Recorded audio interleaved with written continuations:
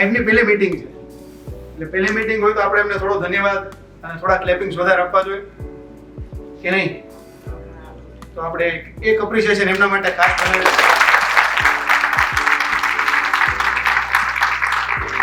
ચૂકી ગયા. સોફનનું full form શું છે? કદાચ ઘણા લોકોને ખબર નહીં. કોઈને આઈડિયા છે? સોફન, SOFF. Yes please. Son of farmer for nature and nation. Son of farmer for nature and nation. બરાબર, બહુ યુનિક નામ છે. ફાર્મર્સ થી ફાઇનાન્સ. કારણ કે આપણો દેશ આમ જોવો તો ખેતી પ્રધાન દેશ હતો. હવે ધીરે ધીરે એમાંથી લોકો બહાર નીકળતા જાય છે, પણ બહાર નીકળીને પણ એવું જ કંઈક ફિલ્ડ પસંદ કરવું કે જેથી લોકોને ફાયદો થાય, લોકો સુધી સારી કંઈક વાત પહોંચાડી શકીએ. તો એવા ફાર્મરના બે દીકરાઓએ આ વ્યવસાય ચાલુ કર્યો, તો ખૂબ ખૂબ અભિનંદન તમને આ બિઝનેસ પસંદ કરવા માટે. એમની આ પ્રકારની પહેલી મીટિંગ છે. તમે બધા જે ભેળા છો એ એમના ફર્સ્ટ 50 કસ્ટમર છો. એમના ફર્સ્ટ 50 કસ્ટમર છો, ઇન્વેસ્ટર છો, રાઈટ? તો તમારા બધા માટે એક વખત ખૂબ ખૂબ ધન્યવાદ. એમની સાથે જોડાયા. મારું થોડું ઇન્ટ્રોડક્શન આપી દઉં. મારું નામ ભાવેશ જોશી છે અને આ જે કોર્નરમાં છે ને એન્જલ, તમારા બધા પાસે એનું અકાઉન્ટ છે, રાઈટ? એન્જલનું અકાઉન્ટ છે આપણા બધા પાસે. આપણું કંઈક ઇન્વેસ્ટમેન્ટ આમાં ચાલે છે. આ કંપનીનું હું સૌરાષ્ટ્ર, ઉત્તર પ્રદેશ ને ઉત્તરાખંડ આટલી ટેરેટરી જોઉં છું. છેલ્લા 16 વર્ષથી આ કંપની સાથે સંકળાયેલો છું અને લગભગ 16 વર્ષમાં આ પ્રકારના 800 થી 700. અને જે જિગ્નેશ દેસાઈ, આ બે પ્રમોટર છે કંપની, આપણા ગુજરાતી છે, સુરતના છે. અને સુરતથી 1984માં 1994માં કંપનીની સ્થાપના કરી. અને અત્યારે તો મ્યુચ્યુઅલ ફંડ સહી હે આપણે કેમ્પેનમાં જોઈએ છે, મેચ પણ જોતા હોય તો એડવર્ટાઇઝમેન્ટ આવે અને રોહિત શર્મા, મહેન્દ્રસિંહ ધોની, સચિન તેંડુલકર વાત કરે કે મ્યુચ્યુઅલ ફંડ સહી, SIP ઘર ઘર સુધી પહોંચવા માંડી છે. પણ 97-98માં મ્યુચ્યુઅલ ફંડ 1000 કરોડમાં 2100 કરોડ છે એ આપણા પ્લેટફોર્મ ઉપર આપણા ઇન્વેસ્ટરો થકી ચાલે. SIP જે આજે હવે ઘર ઘર પહોંચવા માંડ્યું છે, એનો ગમે ગમે નહીં ગમે ડબલ કરવાનું, રૂપિયા ડબલ કરવાના હોય તો ગમે ને, તો તમારે ડબલ કરવાના છે. હું વરે તો પહેલી વખત 25 થી પહેલી સાયકલ પડશે, 9 વર્ષ પછી 34 વર્ષે લાખના કેટલા થશે? 34 વર્ષથી 43 વર્ષે 43 વર્ષથી 52 વર્ષે 61 વર્ષે 1 લાખના 16 લાખ રૂપિયા 35 વર્ષમાં બહુ સારી રકમ કહેવાય. હવે એક વ્યક્તિ એવું ડિસિઝન લીધું કે ના ભાઈ આપણે 35 વર્ષ પૈસા રાખવા, થોડું જોખમ નહીં, 12% આપણે સેશન સમજાતા ચેતનભાઈ, યશવંતભાઈ સમજાવ્યું હતું, બરાબર? ચાલો થોડું જોખમ 12% પૈસા. હવે 12% કેવા છે કે તમે પહેલા વર્ષે રોકાણ કરો ને તો 1,88,000 શું થાય? 1,88,000. તો આ કેવું 12% રીતે, બરાબર? પછી તમે યશવંતભાઈ, ચેતનભાઈને મળો, પેલા ભાવેશભાઈ તો કઈક અલગ વાત કરતા હતા. આ કેમ ઊંધું ચાલે છે કે ભાઈ અમારું રોકાણ છે, ઉપર નીચે થશે થોડું, લાંબા ગાળે વળતર આવશે, બરાબર? એટલે તમે બીજું વર્ષ રાહ જોવો તો ખબર પડે આ તો 88 થઈ ગયા. એટલે પાછી ધીરજ ખૂટી જાય. જે માણસ ઉભો રહે એટલે ત્રીજા વર્ષે એવી ખબર પડે કે આ તો 80 ના સીધા 160 થઈ ગયા. જે નીકળી ગયો નીકળી ગયો, જો ઉભો રહી ગયો તો સીધા 160. એવરેજ પાર્ટ કેવું છે? દર વર્ષનું ગેરંટી વાળું 12. જો એવું હોય તો આવા કોઈ સેમિનાર કરવાની જરૂર પડે. એટલે એવરેજ 12%. એટલે એવરેજ ની કોઈ કેલ્ક્યુલેશન છે કે ભાઈ વાંધો નહીં, ઉપર નીચે થશે તો ચાલશે. બહુ લાંબા ગાળા માટે છે કે વચ્ચે ઉપાડવા નથી. એટલે 12% રિટર્ન મળે તો હવે કેટલા વર્ષે ડબલ થશે?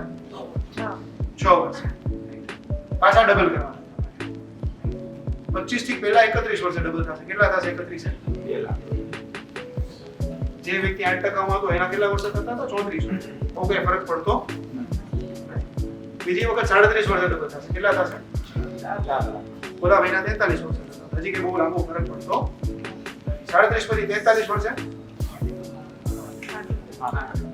પેલાના 49 51 43 થી 49 છે 16. 49 થી 55, 55 થી 61, 1,16,00,000 ને 1,64,00,000. હવે મને કહો કે રિટાયરમેન્ટમાં 20 વર્ષ આરામથી જીવવું હોય તો 16 લાખમાં સેફટી છે કે 64 લાખમાં સેફટી? 64 લાખમાં સેફટી. રિટાયરમેન્ટનો પૈસા 64 લાખ રૂપિયા 5% મૂકું તો 3 લાખ. બરાબર. રિટાયરમેન્ટમાં સેફ રહેવું હોય તો મોટા પૈસા બનાવી લીધા હોય તો રહેવાય. 16 લાખ રૂપિયા જ હોય રિટાયરમેન્ટ ટાઈમે, આખી જિંદગી સેફટીથી ભોઈ ગયું હોય પછી ડીએચએફએલમાં મૂકવા પડે. જે 2.5% બેંક કરતા વધારે મળે પછી કોઓપરેટિવ બેંકમાં મૂકવું પડે. એમ પછી આપણી મૂડી બહુ લિમિટેડ છે તો શું કરવાનું? આપણી જીવન જરૂરિયાત વધારે છે પછી વધારે વ્યાજ કમાવા ખોટા પ્રકારના રિસ્ક લેવા પડે. આ લિમિટેડમાં જીવન જીવવું પડે, લાઈફસ્ટાઈલ નીચે લઈ જવી પડે. So this is compound. ખાલી 4% રિટર્ન વધારે તો રિટર્ન કેટલા ટકા વધારે? 8% અને 12%, 4% વધારે, 8% ના 4% 50% થયું. તો 50% રિટર્ન વધારે હોય તો 16 લાખ ની બદલે કેટલા થવા જોઈએ? 24 લાખ થવા જોઈએ. એના બદલે જ્યાં કેટલા? That is compound. હવે સમજો કે આ 12% વાળો નિર્ણય છે ને, એ 12% વાળો નિર્ણય બરાબર લે પણ 25 વર્ષે રિટાયરમેન્ટનું નથી વિચારતું. એવું કહે છે કે આઈફોન ખરીદી લઉં, એક ગાડી ખરીદી લઉં, લોન ચૂકવું, ઈએમઆઈ ભરું, મોચો. 35 વર્ષના થાય ને ભાઈ ત્યારે એને રિયલાઇઝ થયું કે યાર હવે 25 વર્ષ છે રિટાયરમેન્ટ, હવે આપણે કરીએ. તો 2 સાયકલ ઘટી જાય ને 6 વર્ષ વાળી. તો 6 વર્ષ વાળી 2 સાયકલ ઘટાડો તો 64 ના અડધા 32 ના અડધા. એટલે start early is also very very important. સારા સમયે સાચા સમયે ઝડપથી નિર્ણય લઈ લેવો પણ જરૂરી છે. Start early. શું કામ મેં તમને 12% કીધા અને ભારતમાં કેટલું રિટર્ન આવ્યું છે મ્યુચ્યુઅલ ફંડ્સમાં? તો 25 વર્ષ પહેલા છે ને 39 મ્યુચ્યુઅલ ફંડના સ્કીમ્સ હતા જે હાજર હતા ને આજે પણ ચાલે છે. 39 મ્યુચ્યુઅલ ફંડના ઓપ્શન હતા 25 વર્ષ પહેલા જે આપણે લોકો રોકાણ કરી શક્યા હોત પણ ત્યારે અવેરનેસ નહોતું. તો મિનિમમ 10,000 રૂપિયા કોઈ દર મહિને બચાવ્યા હોય તો 25 વર્ષના 30 લાખ રૂપિયાનું રોકાણ થાય. વર્ષના 1,20,000, 25 વર્ષના 30 લાખ. 30 લાખ રૂપિયાના કેટલા થાય છે? 4 કરોડ રૂપિયા થાય છે. 17%. હવે ઘણા લોકો શું કરતા હોય કે ભાઈ 2021 માં એસઆઈપી ચાલુ કરી, આવક વધી ગઈ, ખર્ચો વધી ગયો 2024 પણ એસઆઈપી નહીં વધે. કેમ તો એસઆઈપી નું કેવું છે કે કોઈ માણસ પુશ કરે ને યશવંતભાઈ કે ચેતનભાઈ તો જ સેવિંગ્સ વધે, કારણ કે સેવિંગ્સ નોર્મલી પ્રાયોરિટીમાં પાછળ આવે. એટલે નોર્મલી કોઈ પુશ જોઈએ. સમજો કોઈ પુશ ન કર્યું એટલે શું 3 વર્ષ એસઆઈપી ન હોય. પણ જો કોઈ ટોપ અપ કરી દીધું કે ભાઈ હું આ વર્ષે 10,000 બચાવીશ, આવતા વર્ષે મારી આવક વધવાની છે તો 2,000 રૂપિયા દર વર્ષે નવું રોકાણ વધારતો જાય. તો જો એવું કર્યું હોત 25 વર્ષ દરમિયાન ચાલુ કર્યું ત્યારે 10,000, પછી આવક કોઈથી 2,000 વધારી, પાછી આવક કોઈથી 2,000 વધારી ટોપ અપ. બરાબર. તો એના કેટલા મહિના? એટલે નાનું ડિસિઝન બહુ નાનું છે કે તમે આજે 5,000 રૂપિયાથી રોકાણ દર મહિને ચાલુ કર્યું, વર્ષે આવક ને ખર્ચા વધે છે તો બચત એ 500,000 રૂપિયા વધારે થાય ને, એમાં શું ફરક પડે? પણ એ નાનું ડિસિઝન, નાનું ઇન્વેસ્ટમેન્ટ લાંબા ગાળા પછી આવડો મોટો અંતર લઈ આવે.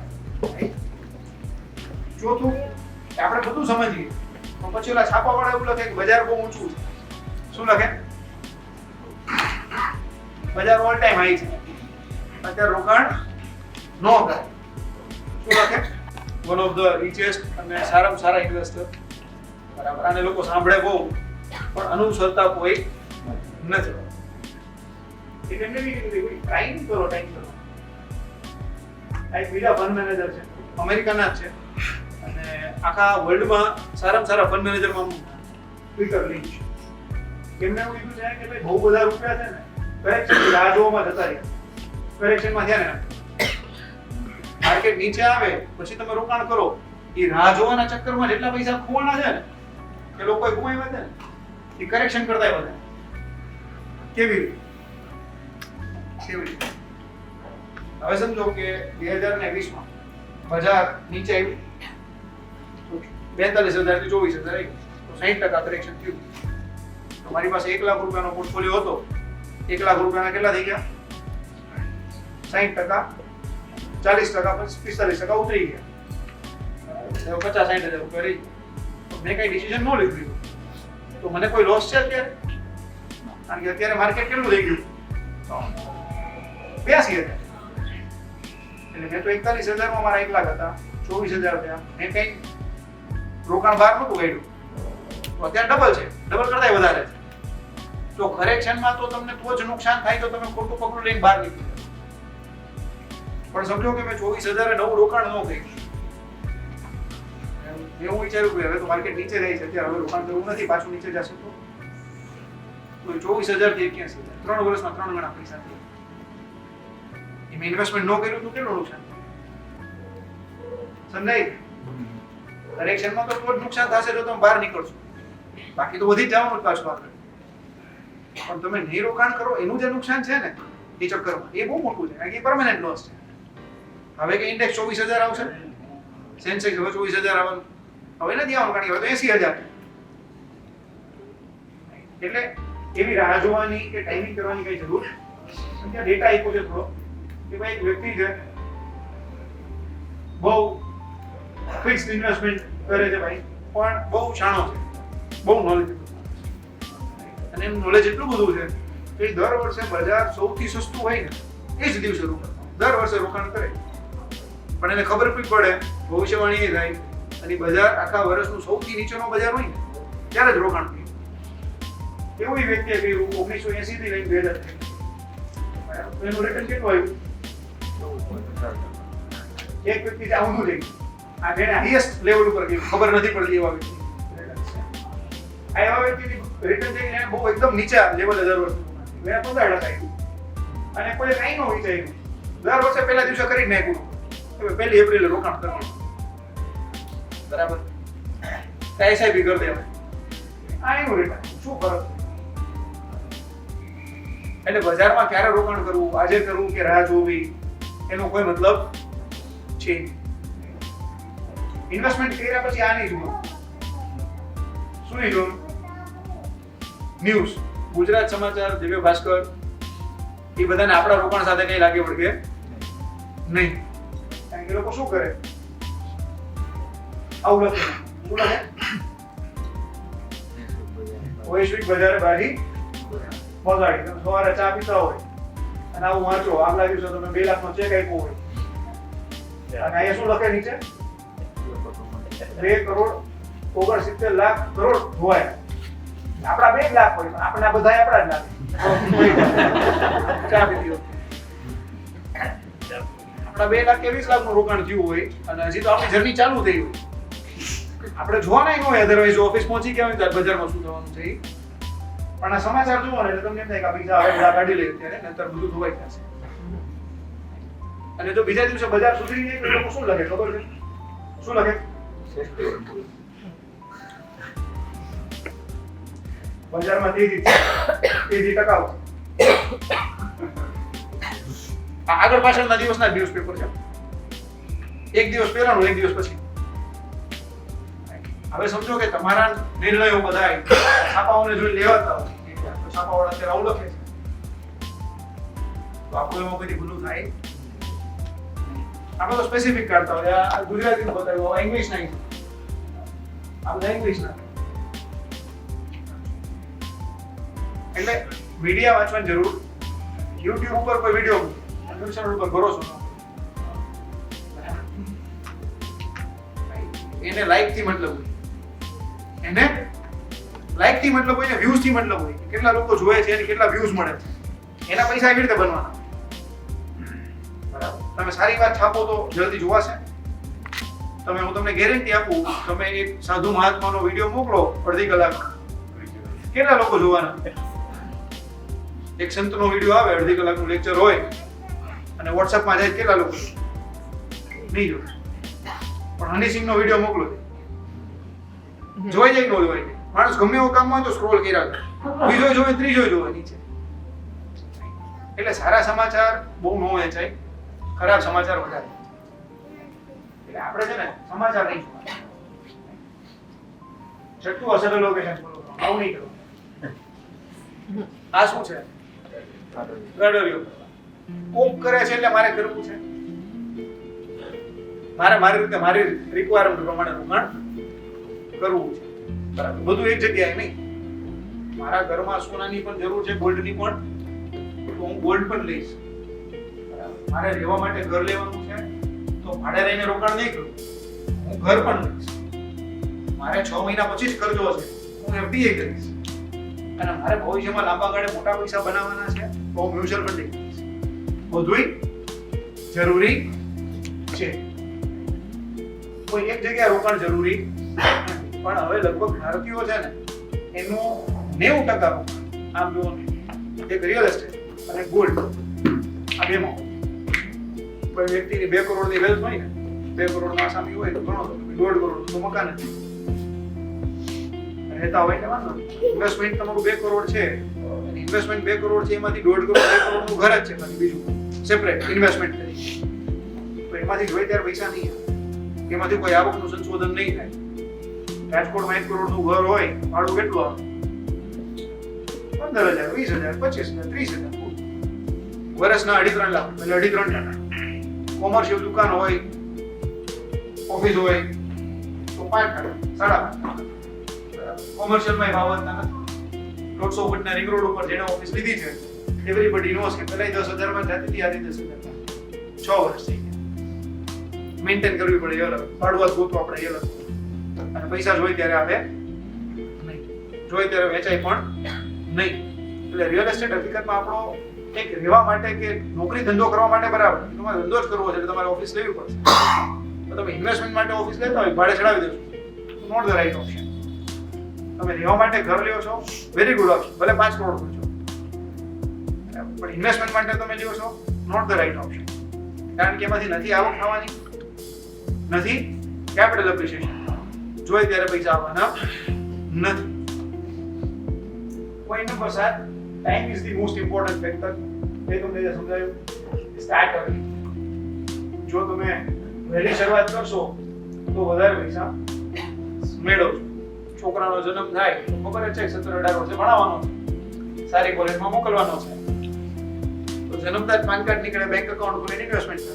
તો 7-8-10 વર્ષ નીકળી ગયા, તો હવે એના ભણતર માટે 5-6 વર્ષ રહી ગયા પ્લાનિંગ કરવાના. ઇન્વેસ્ટમેન્ટ બી મોટું કરવું પડશે, બરાબર. અને એને કમ્પાઉન્ડિંગ નો કઈ ફાયદો પણ નહીં મળે. આપણે વાત થઈ 25 વર્ષ 1 લાખ મૂકવાની બદલે 12% કમાવો, પણ 25 વર્ષે રિટાયરમેન્ટ વિચારવાનું બદલે 35 વર્ષે વિચારીએ તો તકલીફ, અને 35 ની બદલે તો 45 વર્ષે વિચારીએ તો ઓર તકલીફ, બરાબર. સો બહુ ટાઈમ ઇન્વેસ્ટમેન્ટ કરવું જરૂરી છે. આ એક એસઆઈપી નો એક્ઝામ્પલ આપ્યો છે કે 10,000 રૂપિયા દર મહિને એક 25 વર્ષનો વ્યક્તિ છે, અને આ બી 25 વર્ષનો વ્યક્તિ છે, બે મિત્ર જ છે, મિસ્ટર રલી અને મિસ્ટર રેટ. બેયનું કરિયર ચાલુ થયું 25 વર્ષે. આ ભાઈ નક્કી કર્યું કે ભાઈ રિટાયર તો થવું જ પડશે, તો દર મહિને રિટાયરમેન્ટ માટે રોકાણ ચાલુ કરી દઉં. 10,000 રૂપિયા દર મહિને રોક્યા. આ ભાઈ નહીં રોક્યા, એમણે રાહ જોઈ.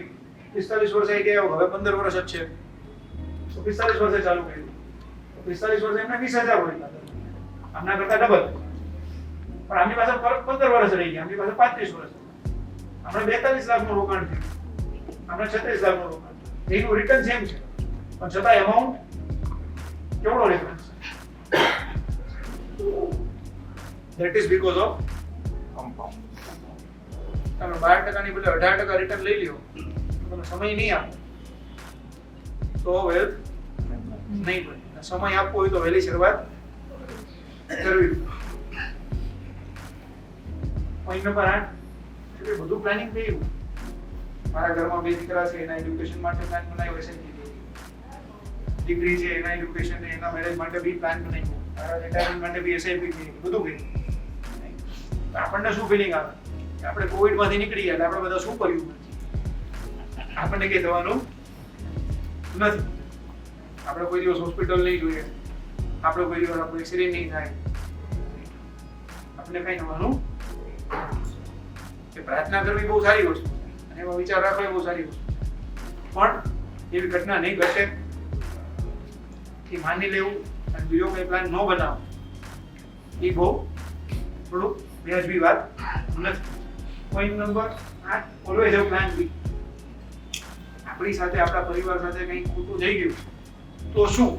તો અમે કહીએ છીએ સંપૂર્ણ સુરક્ષા. શું નામ આપે છે અમે? સંપૂર્ણ સુરક્ષા. કેટલા પ્રકારના એવી ઘટનાઓ થઈ શકે આપણી સાથે કે જેનાથી આખા પરિવારનો ફાઇનાન્સ બગડી જાય, આખા પરિવારની આર્થિક પરિસ્થિતિ બગડી જાય? એવા કયા ઘટના થઈ શકે? તો કે એક ડેથ અર્નિંગ મેમ્બરનું, જે માણસ કમાઈ છે પરિવાર માટે, બચાવે છે, એની ડેથ થઈ જાય. Unfortunately early death. ઘરમાં એક 77 વર્ષના કાકા એક્સપાયર થશે, બધાને દુઃખ થશે, પણ આર્થિક કઈ તકલીફ નહીં પડે. એ વ્યક્તિ 47 વર્ષના 37 વર્ષના હશે તો આર્થિક તકલીફ 100% પડશે, કારણ કે એની એક આવક પરિવારને આવે છે. તો ડેથની સામે term insurance, plane vanilla term insurance, એક વીમો હોવો જોઈએ કે મારી પાછળ મારી આવક તોય ચાલુ રહેશે. એ બહુ ઇમ્પોર્ટન્ટ છે. Second, disease. માણસ બીમાર, પરિવારમાં કોઈ બી વ્યક્તિ બીમાર થયો, 2 વર્ષ 3 દિવસ 3 દિવસ 4 દિવસ હોસ્પિટલમાં જાય, તો આપણને બધાને ખબર છે કે હોસ્પિટલમાં જાવ એટલે બિલનું મીટર કેવી રીતે ચાલુ થાય? બિલનું મીટર કેવી રીતે ચાલુ થાય? પહેલા તો શું કે 50,000 મૂકો, પછી આગળ વાત. બરાબર? એટલે પહેલા એ વ્યવસ્થા કરવાની. પછી બીજી વ્યવસ્થા, આપણને એમ લાગે કે જલ્દી આ ઘરે મોકલે તો સારું, કારણ કે દરરોજનું મીટર એટલું છે. જો એક હેલ્થ ઇન્સ્યોરન્સ હોય જેમાં આપણે ખર્ચો નથી કરવાનો, વીમા કંપની આપશે, તો આપણે શું કરશું? ડોક્ટરને કહ્યું સાહેબ જરૂર હોય તો 2 થી હજી રાખજો. શું કહે? આ એકદમ રેડી થઈ જાય પછી ઘરે લઈ જવાનું, પાછી ભાગાદોડી નથી કરવી. આપણો અપ્રોચ કેટલો બદલાઈ જાય તમે વિચારો. સમજો કે હેલ્થ ઇન્સ્યોરન્સ નથી અને માણસ વોકાટમાં છે કે સ્ટર્લિંગમાં છે, તો આપણો અપ્રોચ શું હશે? પહેલા જ દિવસથી 2 દિવસમાં 3 દિવસમાં પૂરું થઈને ઘરે જતા રહી તો સારું, પછી જરૂર પડશે તો પાછા આવશું. એટલે આપણો અપ્રોચ આવો હોય વ્યક્તિ, બીમાર વ્યક્તિ માટે. જો આપણી પાસે હેલ્થ ઇન્સ્યોરન્સ હોય તો આપણો અપ્રોચ કેવો હોય? આપણે સાહેબ ને કે સાહેબ જોઈ લો, હજી એકવાર જોઈ લો, હજી જરૂર હોય તો 2 દિવસ ભલે જાય. એટલે સારી રીતે તમારે હોસ્પિટલ બી જવું હોય ને સારી ટ્રીટમેન્ટ બી લેવી હોય તો પણ હેલ્થ ઇન્સ્યોરન્સ જરૂરી છે. For disease health insurance is important. અને ગાડી ચલાવતો હોય ને, ગાડીનો તો વીમો હોય છે કારણ કે કમ્પલસરી છે, પણ અહીંયા જે સુતા હોય છે ને આના એક્સિડન્ટ નહીં થાય, એના ઇન્સ્યોરન્સ નથી હોતા, જેના થકી આ ગાડી ચાલતી હોય છે. બરાબર? એટલે એક્સિડન્ટ પોલિસી બહુ જરૂરી છે, કારણ કે આપણને ખબર છે કે રાજકોટમાં લોકો ડ્રાઇવિંગ કેવી રીતે કરે છે. બરાબર? ઘરે લગભગ દરરોજ દિવાળી થતા છે, આજે આજે ઘરે આવી જાય ને નહીં એમાં ચાલુ આવે કે ભટકાણા છે. સો ઇટ્સ વેરી ઇમ્પોર્ટન્ટ કે આપણે આ બધી વ્યવસ્થા પણ કરીએ. તો ડેમેજ થશે તો ગાડીનો ઇન્સ્યોરન્સ છે, ગેરેજમાં જઈને રિપેર થઈને આવી જશે, ક્લેમ મળી જશે.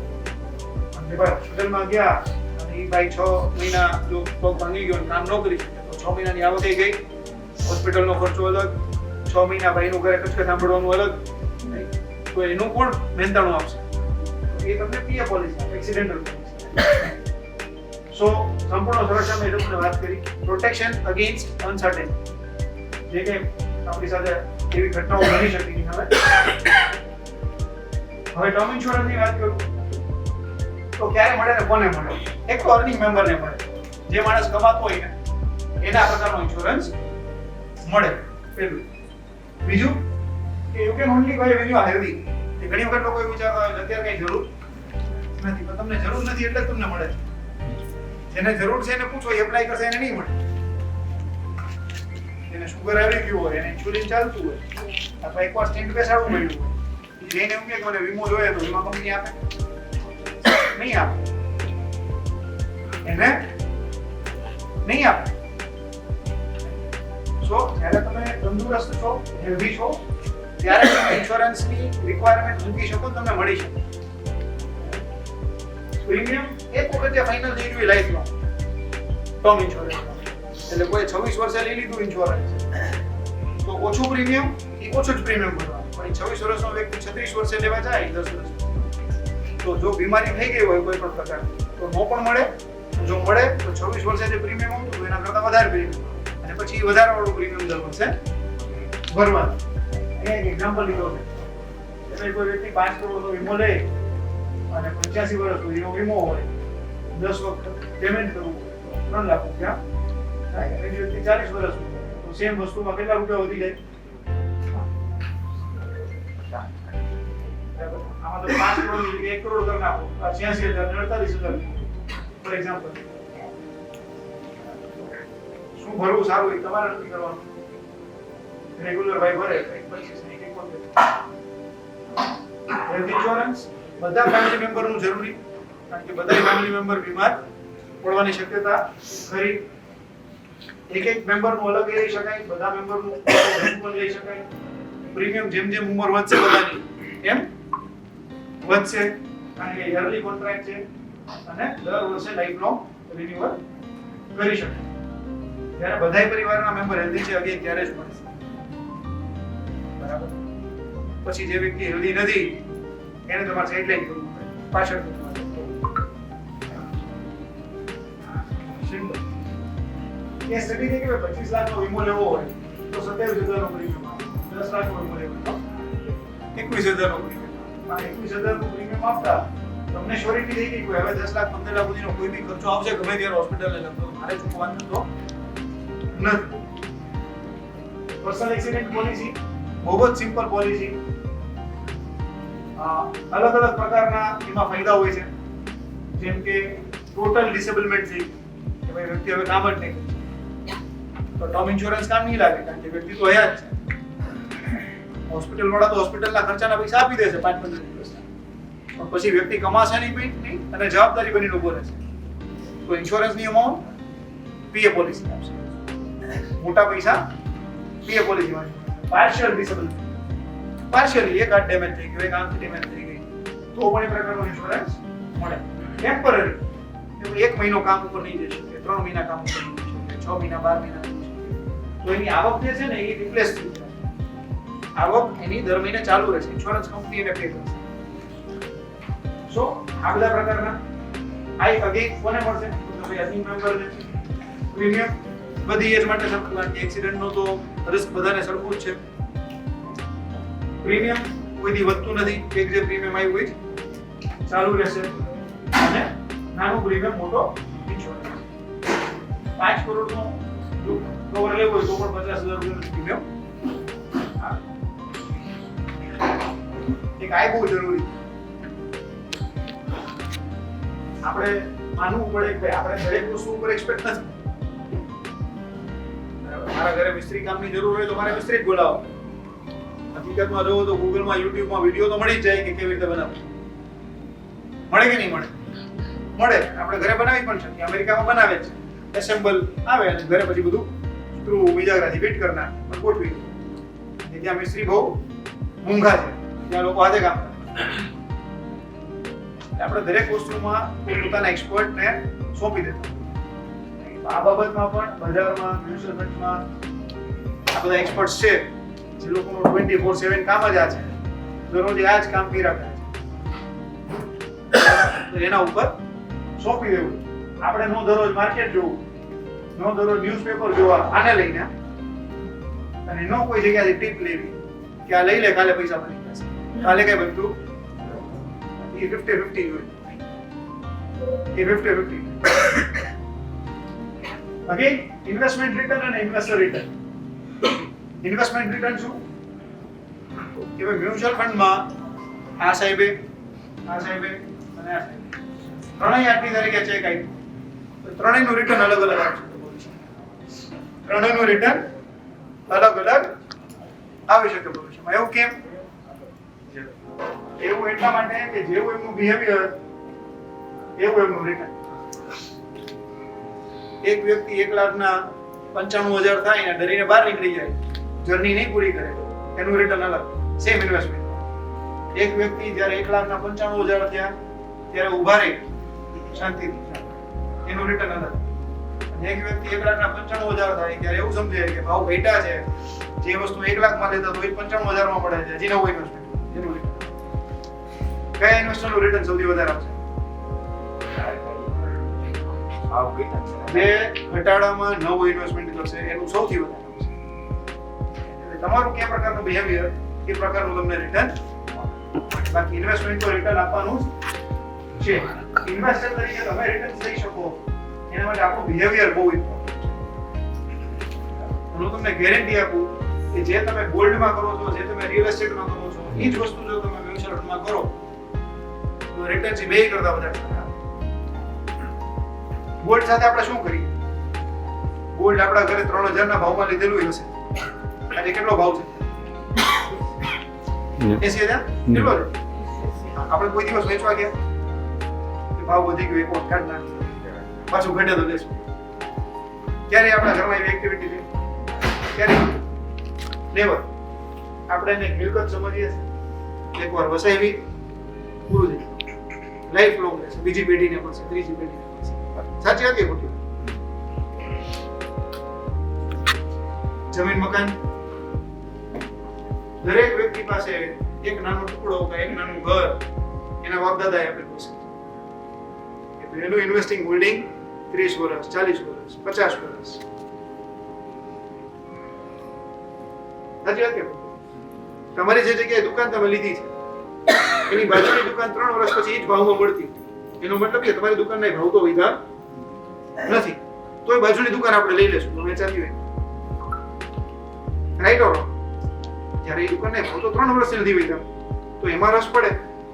પણ જ્યારે બજારની વાત, મ્યુચ્યુઅલ ફંડની વાત આવે ને તો આપણું બિહેવિયર જે છે ને એ બદલાય. આપણે આને મિલકત જ સમજતા. આપણે શું કરીએ? 1,00,000 ના 12,000 થાય તો 12,000 લઈ લેવા માટે વેચી નાખીએ.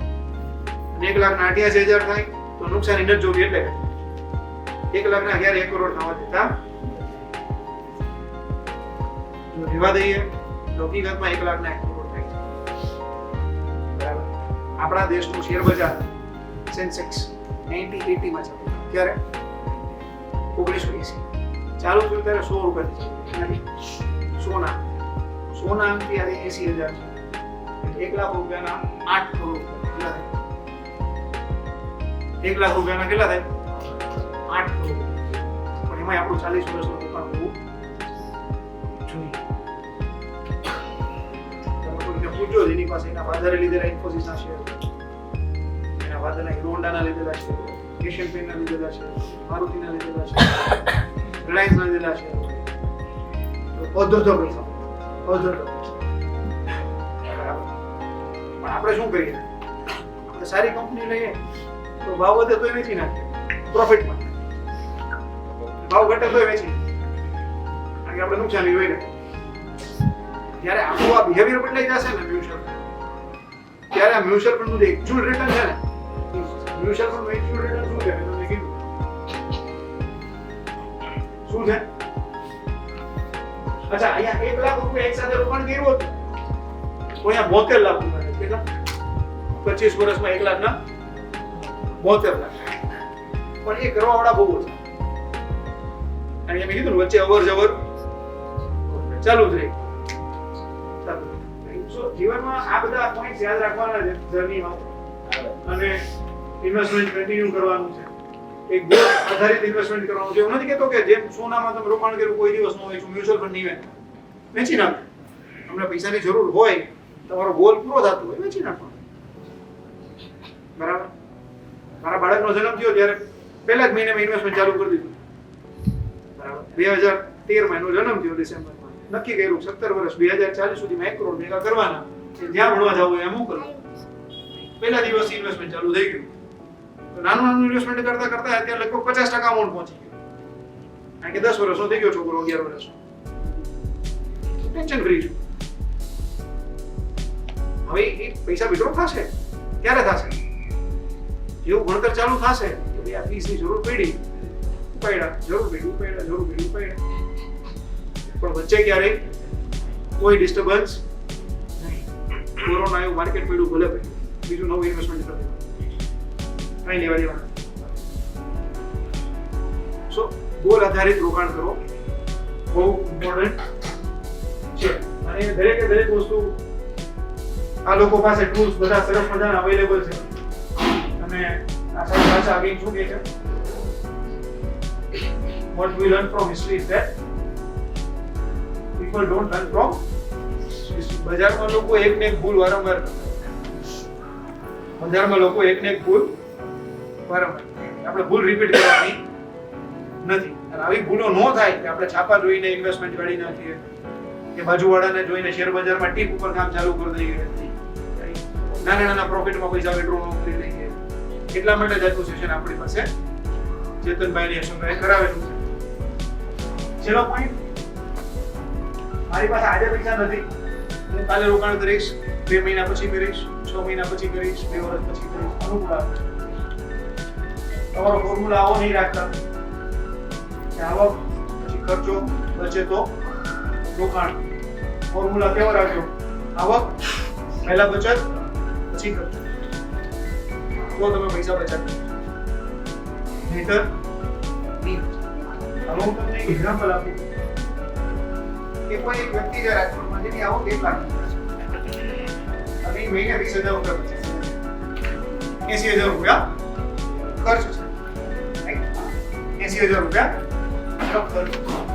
હવે હું તમને એવું કહું કે 10% એનો ખર્ચ ઘટાડ્યો, એટલે 80,000 થી ખર્ચ કેટલો થઈ જાય?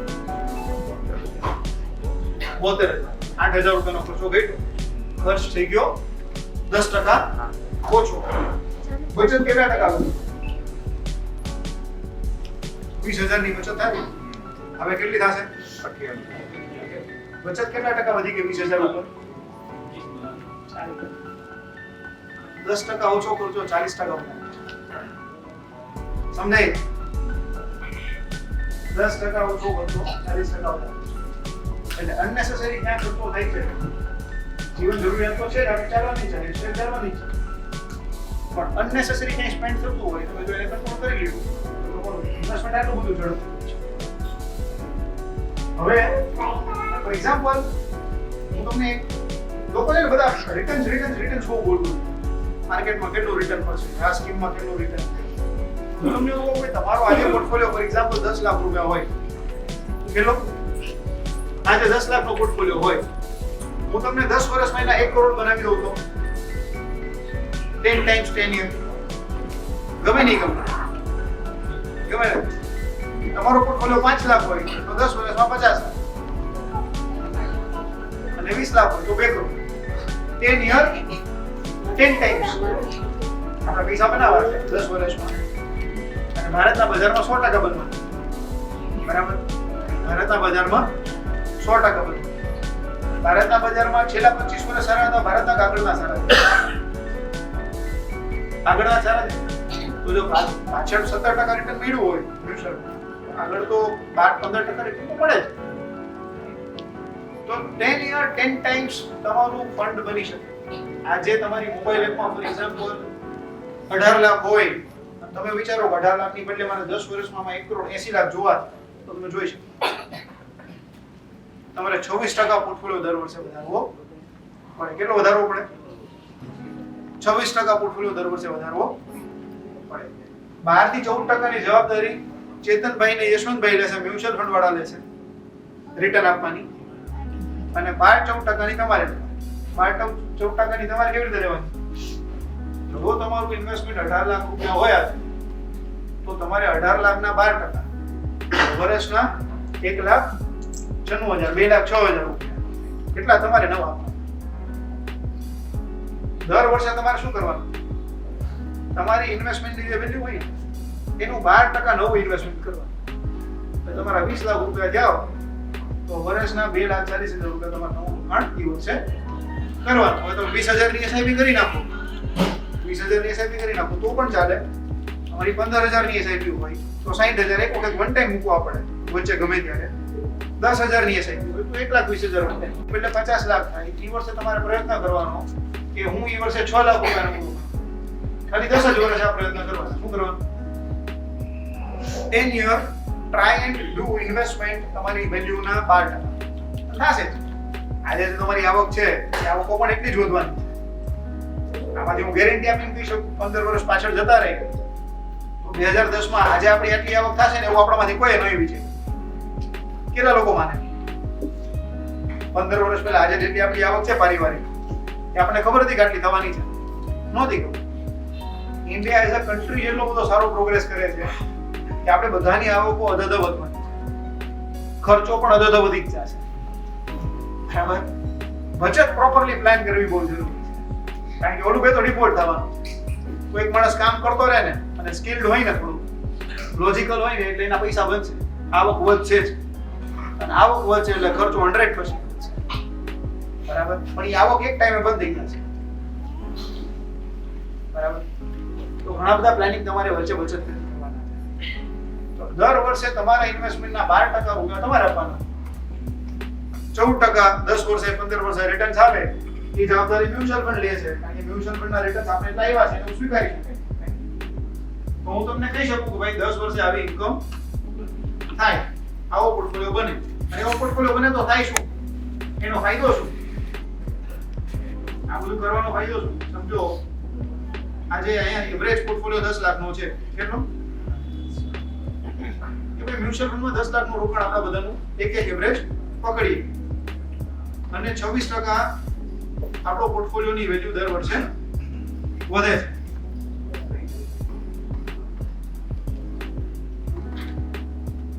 તો 5 વર્ષ પછી કેટલા થશે?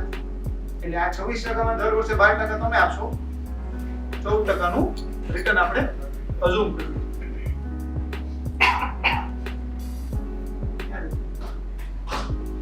કેટલા થશે? 31 લાખ. મોટું પૂરું આવી છે. કેટલા થશે? 31 લાખ. 5 વર્ષ પછી 1 કરોડ જે છે ને, 10 વર્ષમાં વાત કરી ને, એ કેટલા થશે? 31. 5 વર્ષ પછી હજી તમને વિશ્વાસ નહીં આવે 1 કરોડ ની વાત કરતા હતા, પણ હજી તો આપણે 30 લાખે પહોંચ્યા છે. આ વાત ખોટી. બીજા 5 વર્ષમાં બીજા કેટલા થાય? બીજા 30 તો 60. પણ એવું થતું નથી. આ ખાલી 10 કરી નાખીએ એટલે થઈ જાય that is compound. જો આ પ્રેક્ટિસ તમે 15 વર્ષ ચાલુ રાખી શકો, તમે પ્રયત્ન કરો ને 15 વર્ષ આ પ્રેક્ટિસ ચાલુ રહે તો કેટલા થાય? કેટલા થાય? 3 કરોડ 20 લાખ. એટલે આજે ભલે તમારું ઇન્વેસ્ટમેન્ટ 10 લાખ રૂપિયાનું જો મ્યુચ્યુઅલ ફંડ, 15 વર્ષ જો તમે પ્રોપર ઇન્વેસ્ટમેન્ટની સાયકલ પકડી રાખો તો 10 લાખના નવા ઇન્વેસ્ટમેન્ટ માટે 3 કરોડ રૂપિયા પણ બને. અને 3 કરોડનો મતલબ એવો કે 15 વર્ષ પછી તમે વર્ષના 6% એટલે 18 લાખ રૂપિયા, મહિનાના 1.5 લાખ રૂપિયા દર મહિને તમારી બીજી આવક ઊભી થઈ. સમજો કે કોઈ વ્યક્તિ 3 કરોડ નથી પહોંચતું, એનું ઇન્વેસ્ટમેન્ટ ઓછું થાય છે, 2 કરોડ તો 2 કરોડ એ 6% એટલે વાર્ષિક 12 લાખ રૂપિયા, મહિનાની 1 લાખ રૂપિયાની બીજી આવક નિશ્ચિત, irrespective of anything ઊભી થઈ. સમજો કે 2 કરોડ નથી પહોંચતા, એટલું ઇન્વેસ્ટમેન્ટ ન થયું, 1 કરોડ જ પહોંચ્યા તો વર્ષના 6 લાખ, મહિનાના 50,000 ની આવક નિશ્ચિત લાઈફ લોંગ થઈ જાય. એટલે એક સારો પોર્ટફોલિયો બનાવવાનો આ બહુ મોટો બીજું કે ધ્યાન કરી રાખવાનું, ઘરમાં 25 તોલા પડ્યું હોય, લગ્નમાં જવાનું હોય પરિવાર તો ટેન્શન થાય. બરાબર? થાય કે ન થાય? રાજકોટમાં જો તમારી પાસે બાવડા પડ ન હોય, તમે એમને પ્લોટ લઈ લીધો હોય તો એ તકલીફ પડે. પણ મ્યુચ્યુઅલ ફંડનો પોર્ટફોલિયો તમારો 50 કરોડનો હોય ને, કોઈ આવે, કોઈ કઈ કરે નહીં, ક્યાંય દેખાય નહીં, તમે જાણો, તમારા એડવાઇઝર. બરાબર? આ 1 કરોડ 2 કરોડ 3 કરોડ એવા, એમાંથી તમને 5 લાખ જોઈએ છે, સાંજે મળી તમે ખાલી ફાઇનાન્સ થાય, તમારા પોર્ટફોલિયો ઉપર પણ તમને ફાઇનાન્સ થાય. 1 કરોડ છે ને મારે પૈસા નથી ઉપાડવાના, 5 લાખ રૂપિયા જોઈએ છે અર્જન્સી, તમે સવારે 10 વાગે કયો તો સાંજે 5 લાખ રૂપિયા બેંકમાં જવાનું લોન પે. તમે એમ કહો કે ના ભાઈ મારે આજે ન જોતા, પણ મારે 3 દી પછી મળશે તો યાદ 15 લાખ રૂપિયા જોઈએ, લોન નથી લેવી, તો બુધવારે કયો એટલે શુક્રવાર સવારે જમા થઈ જાય. તમારા ઘરમાં 2 દીકરો ને 1 દીકરી છે, તમને એમ થાય ત્રણેયને હરખા ભાગે વેચવા છે અને ખાલી નોમિનીમાં 3 નામ લખવાના. બરાબર? એટલે ત્રણેયને સરખા ભાગે તમારા પછી પહોંચી જાય. એમને ખાલી ડોક્યુમેન્ટેશન એક જ જગ્યાએ કરવાનું કે ભાઈ આ ડેથ સર્ટિફિકેટ, આ ત્રણેયના અકાઉન્ટ અને આ સિગ્નેચર. 7મા 8મા દિવસે ત્રણેયને એના પૈસા મળી જાય. જેને કન્ટિન્યુ કરવું એ કન્ટિન્યુ કરે, જેને વાપરી નાખવું વાપરી નાખે, જેને બેંકમાં લેવું બેંકમાં. આટલું સરળ. તમે જો મહેનત કરીને મહિને 2 લાખ રૂપિયા વાઇટના કમાવો ને તો તમારે 33% ટેક્સ દેવો પડે. કેટલો દેવો પડે? આપણે મહેનત કરી એને 2 લાખ રૂપિયા વાઇટના કમાય ને છોકરા, આપણે કેટલો ટેક્સ દેવો પડે? 33%. 2 કરોડનો જેની પાસે પોર્ટફોલિયો હોય ને, બરાબર, ઈ વર્ષે 12 લાખ રૂપિયા લે કે 3 કરોડ ઉપર 12 લાખ કે 18 લાખ લે કે 20 લાખ રૂપિયા, એને ખાલી 12.5% ટેક્સ કેટલો ભરવાનો? ઈ આવક ઉપર ખાલી 12.5% ભરવાનો, કારણ કે લોંગ ટર્મ કેપિટલ ગેઇન 12.5% છે. ટેક્સ ઓછો, લિક્વિડિટી હાજર, પાર્શિયલ લિક્વિડિટી હાજર, પૈસા જોઈએ ત્યારે હાજર, ટેક્સ એફિશિયન્ટ, કઈ મેન્ટેનન્સ નહીં, નાના ઇન્વેસ્ટમેન્ટ કરીને મોટું કરવાનું, એક સાથે કે બહુ મોટું રોકાણ કરવાની પણ જરૂર નહીં. સો આવું આ વ્હીકલ છે જે તમે રોકાણ કરવાનું ચાલુ કરી દીધું છે ઓલરેડી, પણ જે શરૂઆત કરી છે ને એ કેવડું મોટું વટવૃક્ષ થઈ શકે ને એનું આજ તમને એક માર્ગદર્શન આપવાનું હતું. અને with this તમે લોકોએ મને બહુ શાંતિથી સાંભળો, ઘણો બધો સમય સાંભળો, એના માટે thank you so much. Chetanbhai અને યશવંતભાઈ એક આયોજન કરેલું છે કે આપણે જે વાત થઈ સંપૂર્ણ સુરક્ષા, એસઆઈપી, ગોલ બેઝ ઇન્વેસ્ટમેન્ટ, એમાં 100% કમ્પ્લીટ પેકેજ આયોજન કરેલું હોય એવા પણ એમની પાસે રોકાણકાર છે તમારા વશમાંથી. તો તમને બધાને અભિનંદન. જે લોકોનું થોડું ઘણું કંઈ પ્લાનિંગ બાકી છે એ તમે કરી જ લેશો આઈ એમ શ્યોર. તો એ લોકો માટે કંઈક અપ્રિશિએશન ચેતનભાઈ ને યશવંતભાઈ કરેલું છે. Vijaybhai Besani and family first. Chetanbhai, over to you. Thank you so much. મારો સમાપન થાય છે.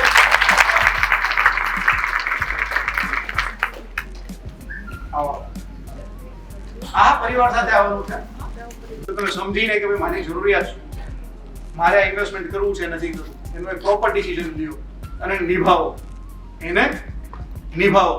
જો એને નિભાવો તો એને એક પ્રોસેસ કહેવાય. એને કહેવાય વેલ્થ ક્રિએશન પ્રોસેસ. હું ઘણી વખત લોકોને પૂછતો એક મ્યુચ્યુઅલ ફંડમાં રોકાણ શું કામ કરવું જોઈએ, અથવા આપણે રોકાણ જ શું કામ કરવું,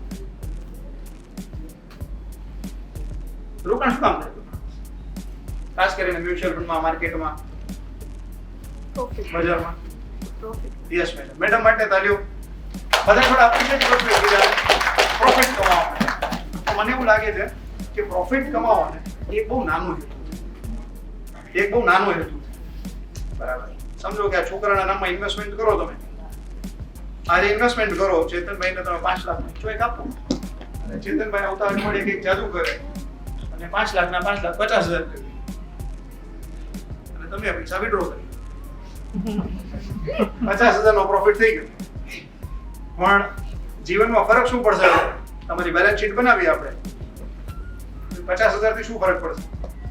લગભગ કઈ નહીં, ફોન આવે કરવો. અત્યારે 50,000 માં લગભગ ફોન લોકો લે છે. એનાથી બીજો કઈ મોટું ફરક પડે નહીં કે કદાચ આ 1 વર્ષની ફીસ ભરાઈ જાય, બીજું તો કઈ એનાથી મોટું ફરક પડે.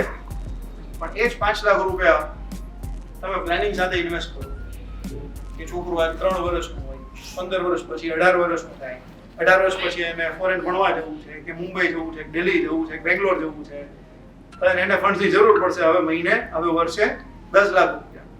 ત્યારે તમે એને ફાઇનાન્સ કરી શકો ને, એને એડ્યુકેશન કે ભાઈ જા બેટા ભણવા, અને 10 લાખ 5 વર્ષ પહોંચાડી દઈશું, ત્યારે એની ચિંતા નથી. તો એ પર્પસ, એ રોકાણનો પર્પસ કહેવાય. અને એને વેલ્થ ક્રિએટ કરી. પ્રોફિટ તો દરરોજનું કામ છે, દરરોજ 5,000 25,000 50,000 વધે, પછી આપણા કામનું નથી, કારણ કે એનાથી આપણી લાઈફમાં ફરક પડવાનો.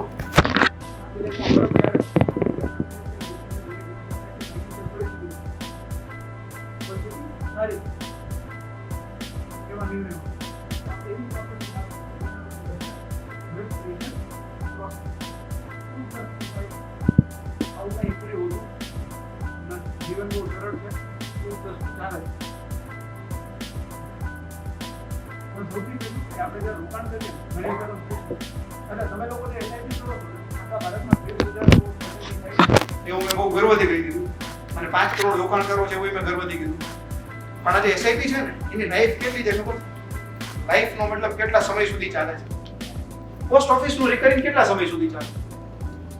6 વર્ષનું હોય છે લગભગ, હે ને? 6 વર્ષનું પોસ્ટ ઓફિસનું રિકરિંગ હોય છે. એ કેટલા વર્ષ ચાલતું હશે? 6 વર્ષ.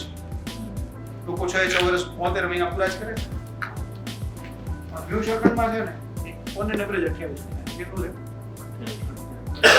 28 મહિનામાં માણસ પ્રોફિટ કરીને અથવા લોસ કરીને બહાર નીકળી જાય છે. એનું કારણ શું છે? એનું કારણ એ છે કે એસઆઈપી શું કામ કરી રહી છે? એને ખબર જ એની પાસે કોઈ પ્લાનિંગ જ નથી. જો ખબર હોય, મેં વાત કરી એમ કે ભાઈ એસઆઈપી છે કે કોઈ પ્લાન સાથે છે કે શું કરવા આ પૈસા હું ભેગા કરું, આ પૈસા હું શું કરવા ભેગા કરું છું, તો એ ખબર હોય તો આગળ ચાલે, પણ એ ખબર હોતી નથી. કેવાયસી આપણા બધાના થઈ ગયા. પાન આપ્યું, આધાર આપ્યું, લાઈવ ફોટોગ્રાફ થઈ ગયો, અકાઉન્ટ ઓપન થઈ ગયું, કેવાયસી થઈ ગયું, બરાબર. બેંક વાળા બી કરે, ટ્યુશન વાળા બી કરે, તમે કે શેર બજારનું બીજું ખાતું કર્યું હશે તો ત્યાં બી કરશે. પણ કેવાયસી નો મતલબ નો યોર ગોલ્સ. કે ભાઈ મારે ઇન્વેસ્ટમેન્ટથી કેટલા પૈસા ઊભા કરવા છે, મારે ક્યારે કેટલા પૈસાની જરૂર પડશે ભવિષ્યમાં, બરાબર. ક્યારે હું આ પૈસા વિડ્રો કરીશ. ઘણી વખત લોકો પૂછતા હોય તમે તો ઇન્વેસ્ટમેન્ટ કરવાનું કહો છો, વિડ્રો કરવાનું કહેતા જ નથી. પણ કેવી રીતે કહે? અમને ખબર જ નથી કે હું ઇન્વેસ્ટમેન્ટ શું કામ કરું છું. તો તમે કહો કે મારું છોકરું 5 વર્ષનો છે, 13 વર્ષ પછી એનું એડ્યુકેશન આવશે, પૈસાની જરૂર પડશે, તો હવે ટેગિંગ કરી દઈએ કે ભાઈ આ છોકરાના એડ્યુકેશન માટે થાય છે, 13 વર્ષ પૂરા થાય એટલે 11-12 વર્ષ પછી જ કહી દે પૈસા આવે, ધીરે ધીરે આપણે ઘર ભેગા કરવા માંડીએ, કારણ કે એડ્યુકેશનનો પર્પઝ આપણો નજીક આવી ગયો છે. So know your goals very very important. ઉપર 3 બેઝિક રિક્વાયરમેન્ટ લખી છે. પહેલા આ 3 છે 1 2 3 અને પછી આવે છે એક આઈડેન્ટિફાઈ થાય છે શું ડિફરન્સ છે ઉપર 3 અને નીચે 2 માં. લોકોના ગોલ ડ્રીમ્સ તો કોઈ બી હોય છે. નીચેના શોખ છે. પરફેક્ટ છે. નીચેના 2 શોખ છે, રાઈટ. એ શોખનું કોઈ ડેડલાઇન ન હોય. એટલે મારે મારુતિની બદલે મર્સિડીઝ ફેરવવી છે, પણ મારે 2031 માં ફેરવવી કે 35 માં ફેરવવી, શું ફરક પડે પરિવારમાં? કઈ ફરક પડે? કઈ નહીં. મારા ઘરમાં એક દીકરો દીકરી છે, એ 4 વર્ષના છે, એને તો 14 વર્ષ પછી ભણાવવા જ પડે. એનું એડ્યુકેશનનો ખર્ચો તમારે 14 વર્ષ પછી આવે. એને એવું ન કહેવાય કે હવે વર્ષ રાહ છે, બરાબર ને? ઘરમાં ડોટર હોય એના મેરેજનું આપણા પરિવાર પ્રમાણે જે કંઈ 21 વર્ષથી 25 વર્ષ 26 વર્ષની વચમાં પ્લાનિંગ થતું હોય તો એ ત્યારે જ કરવું પડે.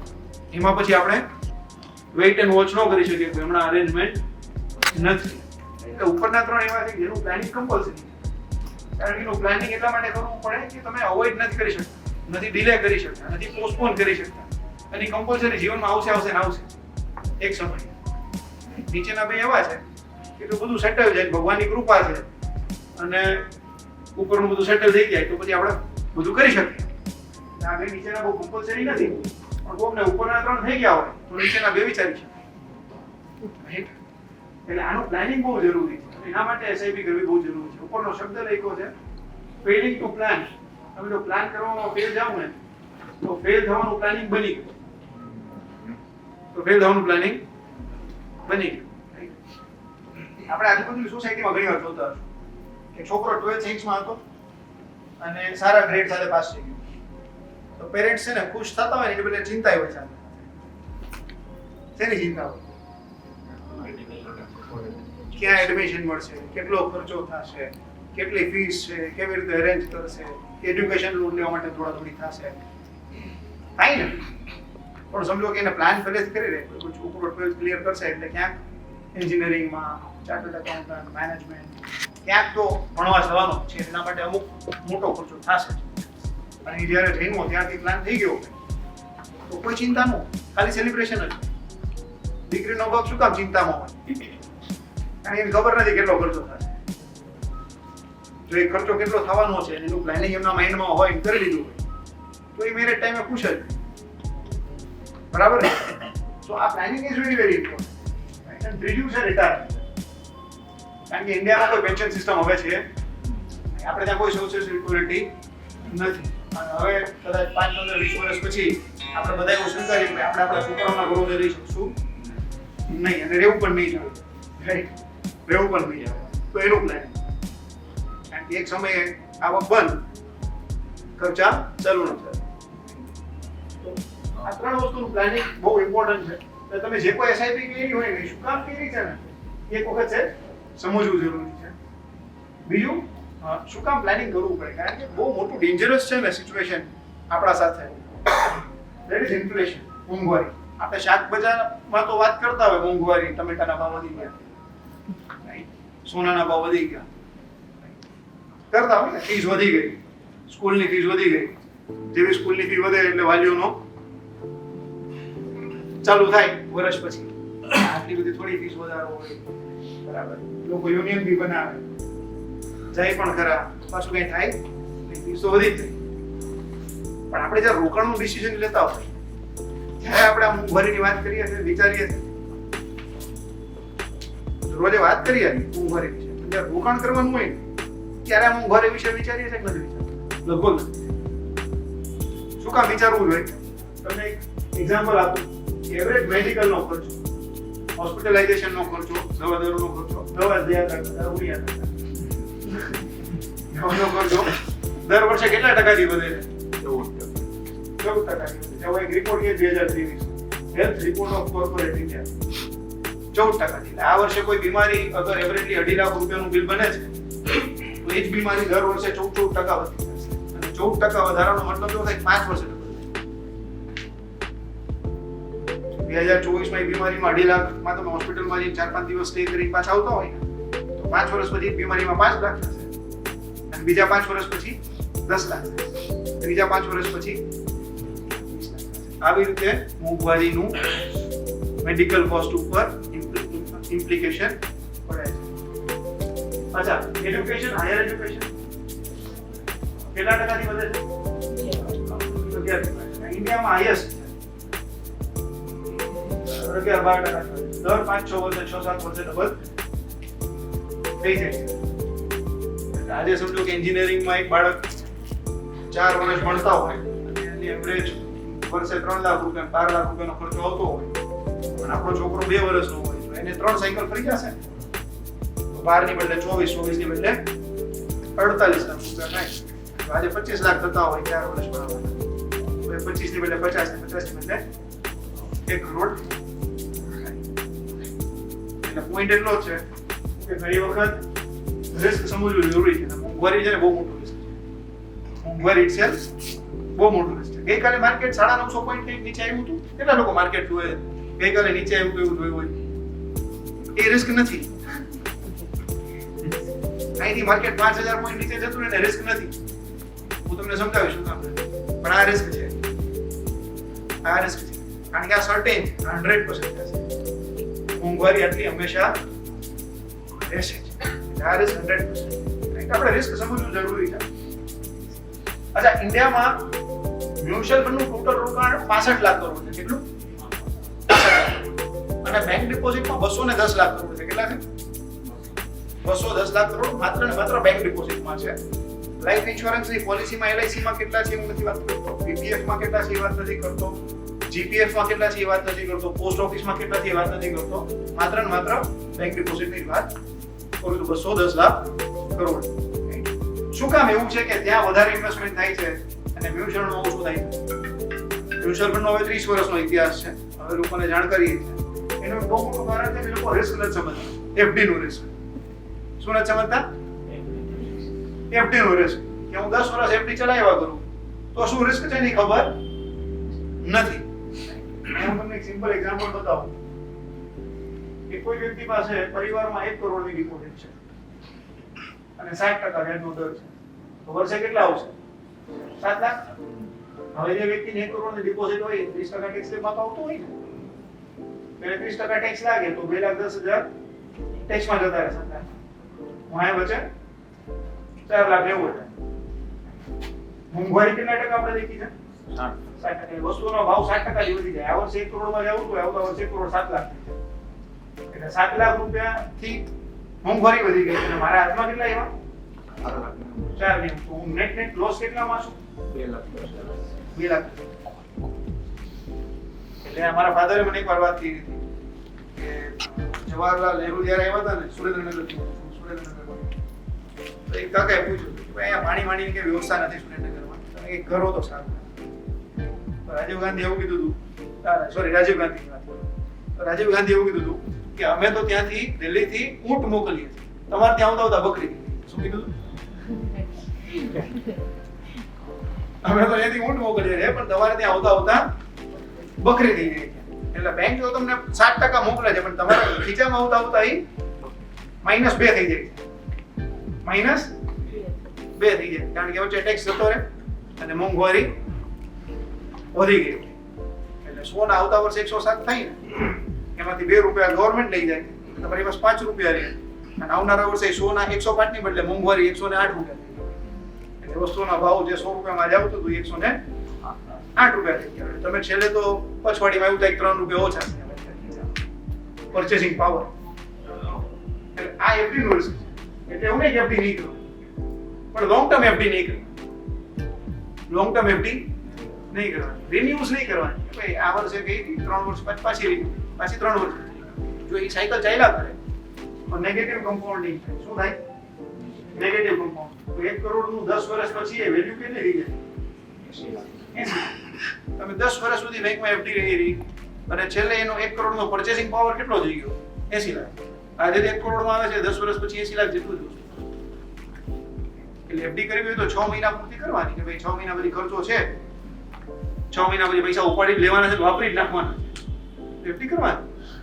પણ જો 6 વર્ષ પછી પૈસા વાપરવાના હોય એફડી નહીં કરવાની કારણ કે તો દર વર્ષે 2% નેગેટિવ. 6 વર્ષમાં 15% એ વેલ્થ ઘસાઈ જાય. એટલે આપણે જ્યારે નિર્ણય લઈએ ને ત્યારે પહેલું તો એ સમજવાનું કે આપણે કઈ પ્રકારનો રિસ્ક લઈએ, કેલ્ક્યુલેટેડ રિસ્ક લેવું જરૂરી છે. મોંઘવારી સમજવું જરૂરી છે. ઘણી વખત આપણને સેફ લાગે એ વસ્તુ સેફ નથી હોતી. ગેરંટી ઘણી વખત આપણને છેતરતી હોય છે. ગેરંટી ઘણીવાર છેતરતી હોય છે. આપણે પાછળનું રિસ્ક ખબર નથી. થોડાક પોઈન્ટ આપણે રિસ્કના કન્સિડર કરીએ. અહીંયા નાનું છોકરું બી બેઠું છે, આપણે રિસ્ક સમજીએ કે આપણે ત્યાં લગભગ સારી સ્કૂલમાં છોકરાઓને બેસાડવા હોય તો કેટલા વર્ષનું છોકરું હોય ત્યારે આપણે પ્લે હાઉસમાં મૂકી દેતા હોય, કિન્ડરગાર્ટનમાં ને એમાં 3 વર્ષ, 2.5-3. હા તો ગવર્મેન્ટે કીધું કે ભાઈ 3 વર્ષ પહેલા મોકલતા જ નહીં. નહીતર તો પેલા 2 વર્ષ અને 2.5 વર્ષે મોકલી દેતા ઘણા મોડેલ ફેમિલીમાં. તો હું એક ક્વેશ્ચન પૂછું કે આપણા ઘરમાં એક બાળક હોય અને સાચવવાવાળા કેટલા હોય? મમ્મી, મોટો ભાઈ, બહેન, દાદા દાદી, 4-5 લોકો હોય. 4-5 લોકો હોય. આ 2.5-3 વર્ષના છોકરાને હકીકતમાં બહુ સમજ નથી હોતી. ક્યાં પડી જવાશે, ક્યાં વાગી જશે, શું ધ્યાન રાખવાનું, બરાબર? આપણને છોકરા વાલા હોય છે કે નથી હોતા? તો આપણે એવા છોકરાને ત્યાં ક્લાસમાં જ્યાં 30 જણા વચ્ચે એક જ મેડમ ત્યાં મોકલી દઈ છે ને, મેડમ એટલું ધ્યાન રાખશે કે નહીં રાખે આપણે ખબર નથી. આપણા ઘરે તો વધારે ધ્યાન એવું ખબર જ છે. તોય આપણે મોકલી છે કે નથી મોકલતા? આપણને આપણા છોકરા વાલા છે તોય આપણે મોકલી દઈએ. કેમ મોકલી દઈએ? સેફ તો ઘરમાં છે, સેફ તો ઘરમાં છે, સિક્યોર તો ઘરમાં છે, ધ્યાન તો વધારે ઘરમાં રાખવાનું. પણ ડેવલપમેન્ટ નહીં થાય. છોકરો શરીરથી વધી જશે પણ ડેવલપમેન્ટ નહીં થાય. તો પૈસાનું બી આવું છે. આપણે વાલા ઘણા હોય પણ બહુ સેફ રાખો ને ઘરમાં તેનું ડેવલપમેન્ટ ન થાય. સમજો કે આપણી પાસે 2 લાખ રૂપિયા હતા સેવિંગ બેંક એકાઉન્ટમાં પડ્યા રહ્યા, બહુ સેફ છે, બહુ સેફ છે, પણ એનું ડેવલપમેન્ટ કઈ ન હોય. વર્ષ પછી કાઢો તો આજે 2 લાખમાં આવતું હોય એટલી વસ્તુ તમે લઈ ન શકો. એટલે ઘણીવાર સેફટી શું છે એ પણ સમજવું જોઈએ. રિસ્ક બધી જગ્યાએ છે, ખાલી એનો પ્રકાર બદલાય છે. તમે જ્યારે બહુ સેફ ઇન્વેસ્ટમેન્ટ કરો ને બેંક ડિપોઝિટ, ગવર્મેન્ટના બોન્ડ ને બધું, પોસ્ટ ઓફિસ ને બધું, તો તમારું રિટર્ન જેની નેગેટિવ આવવાની શક્યતા ઘણી છે. કારણ કે મોંઘવારી જ બીટ નહીં કરી શકે. મ્યુચ્યુઅલ ફંડમાં ઇક્વિટીમાં રોકાણ કરો બજારમાં તો વોલેટિલિટી રિસ્ક ઉપર નીચે થઈને તમારું રોકાણ આગળ વધશે. રોજ સીધી ગતિમાં નહીં વધે. વોલેટિલિટીનું રિસ્ક. કંપની ડિપોઝિટ DHFL માં કોઈ ડિપોઝિટ કરી હોય આજે વ્યાજ જ નથી આવતું, મૂડી નથી, તો એ ડિફોલ્ટ રિસ્ક.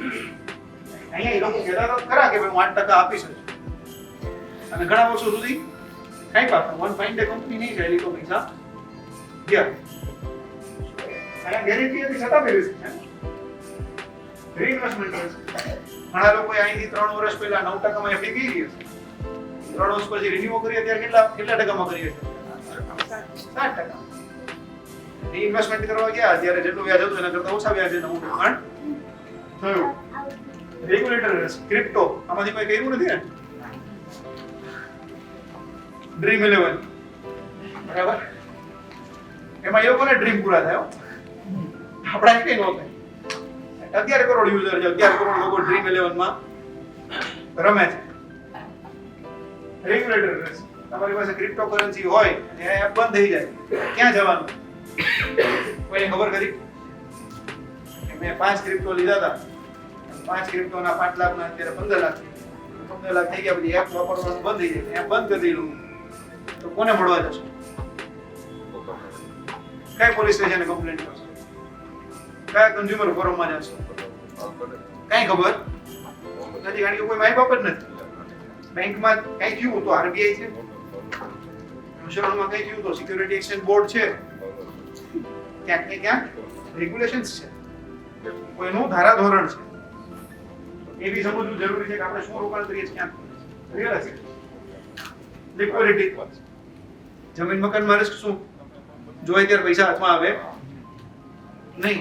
તમે રાજકોટમાં એક 3 બેડ ઓર કિચનનો અપાર્ટમેન્ટ લઈ લીધો અને 80 લાખ રૂપિયાનું રોકાણ થઈ ગયું. હવે એ તમારું મેજર રોકાણ છે, તમારી પ્રોપર્ટી જ તમારું મેજર રોકાણ છે. બરાબર, તમને 20 લાખ રૂપિયા જોઈએ, હવે એક બેડરૂમ કિચન વેચો, વેચાય નહીં? વેચાય. પૈસા જોઈએ ત્યારે હાથમાં આવવાના નથી. એનો યુઝ એકચ્યુઅલી આપણે કરી શકતા નથી. That is liquidity risk. અરે સારી રીતે બી સમજવું જરૂરી છે. આ શું છે? જીરાફ છે, પાણીમાં છે અને એના મિત્રો એને શું કહે છે? આવી જાઓ ભાઈ બંધો, આ બહુ ઊંડું નથી. એટલે આપણો ભાઈબંધ દેખો કરતો હોય ફ્યુચર ઓપ્શન અથવા ડાયરેક્ટ શેર બજારમાં ઇન્ટ્રાડે કરતો હોય અને આપણને કહે કે આ બહુ કમાણી આવતો રે ભાઈ, 4 ટીપ આપું તને.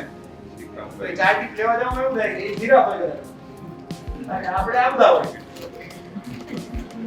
એને બહુ નુકસાની થાય કોઈ વાંધો ન આવતો અને આપણે એ નુકસાનીમાં રાતે ઊંઘ હરામ થઈ ગઈ. એટલે યુ ટુ અન્ડરસ્ટેન્ડ કે કઈ પ્રકારના રિસ્ક આપણે લઈ રહ્યા છીએ. અત્યારે લોકોને આ એટલા માટે સમજાવવું પડે છે કે સેબીનો એક રિપોર્ટ છે, સિક્યુરિટી એક્સચેન્જ બોર્ડ જે આખું શેર બજાર હોય એનો રિપોર્ટ છે કે છેલ્લા 2 વર્ષમાં શેર બજારમાં જે લોકો ડે ટ્રેડિંગ કરે છે, બરાબર, ફ્યુચર ઓપ્શન્સ ને બધું કરે છે, એના ટોટલ 1,80,000 કરોડ રૂપિયાનું નુકસાન. કેટલું? 1,80,000 કરોડનું ભારતમાં નુકસાન થયેલું આ બજાર છેલ્લા 2 વર્ષ. સેબીનો રિપોર્ટ છે, બતાવીશ. એટલે એવું કહે ભાઈ શેર બજારમાંથી કોઈ કમાતું હોય આપને કે કોઈ આવી રીતે ટ્રેડિંગ કરવા માંડ, આપણા દસમું છે, આપણે પ્રકારનું રિસ્ક લઈ શકીએ, ન લઈ શકીએ, આપણે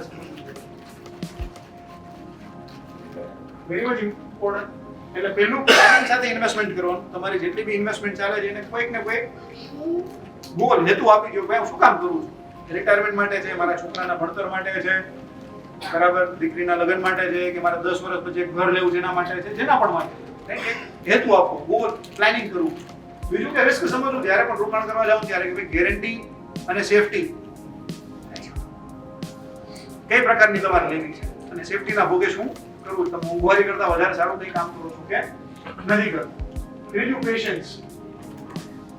એવું કાંઈ નથી કે ચેતનભાઈ કે યશવંતભાઈ કે ભાવેશભાઈ કે કોઈ બી પાસે એવી કોઈ નથી કે રાતોરાત